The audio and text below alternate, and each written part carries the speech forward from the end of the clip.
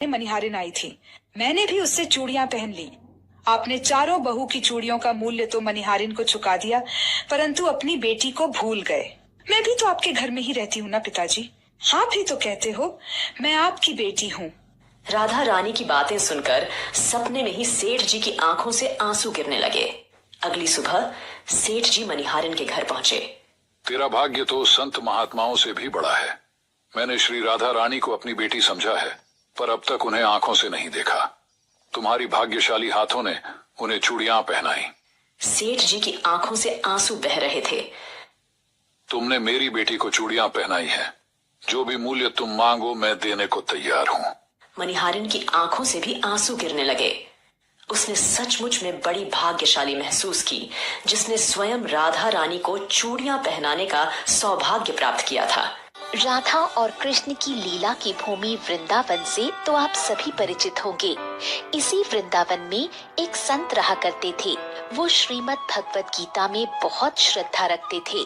वो बड़े नियम से भगवत गीता के एक अध्याय का रोज पाठ करते और उसे श्री कृष्ण की प्रेमिका राधा रानी को अर्पण करते थे।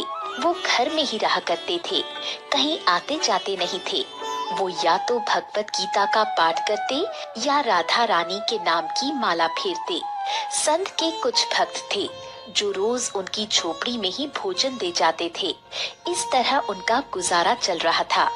ऐसे ही कई वर्ष बीत गए, पर एक दिन भी ऐसा नहीं था कि राधा रानी को भगवत गीता का पाठ नहीं सुनाया हो। धीरे धीरे वो बूढ़े होने लगे, आंखों की रोशनी कम होने लगी।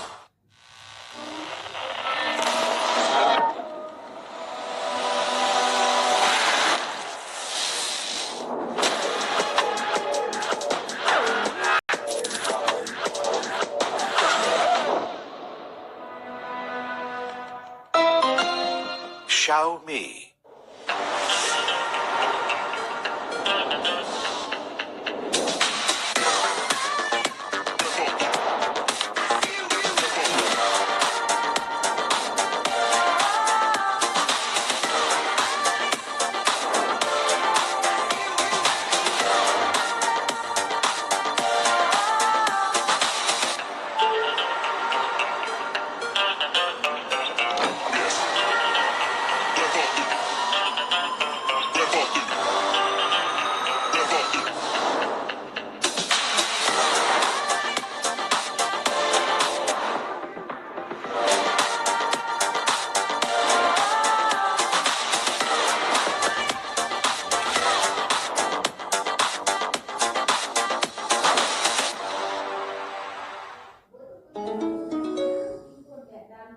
एक दिन पाठ करते समय उन्हें अक्षर धुंधले दिखाई देने लगे।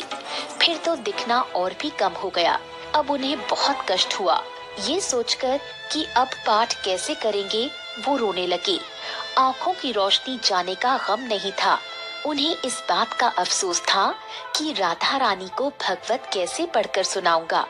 वो मन ही मन कृष्ण भगवान का स्मरण करने लगे। हे प्रभु, आपने मेरे साथ ये क्या किया? अब मैं राधा रानी को कैसे पाठ सुनाऊंगा? इसी सोच में वो भूखे ही रह गए। वो राधा रानी को पाठ सुनाने के पश्चात ही भोजन करते थे। दिन बीत गया और शाम होने लगी। तभी उनके द्वार पर किसी ने दस्तक दी।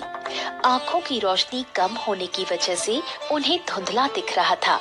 वो किसी तरह द्वार तक पहुँचे और पूछा, कौन है?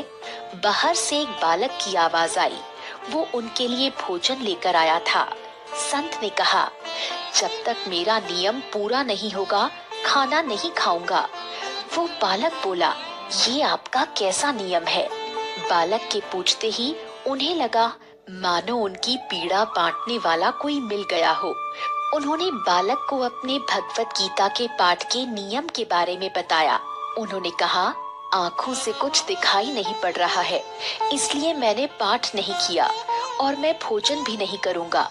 ये कहकर वो दुख से रोने लगे। बालक ने कहा, आंखें चली गई।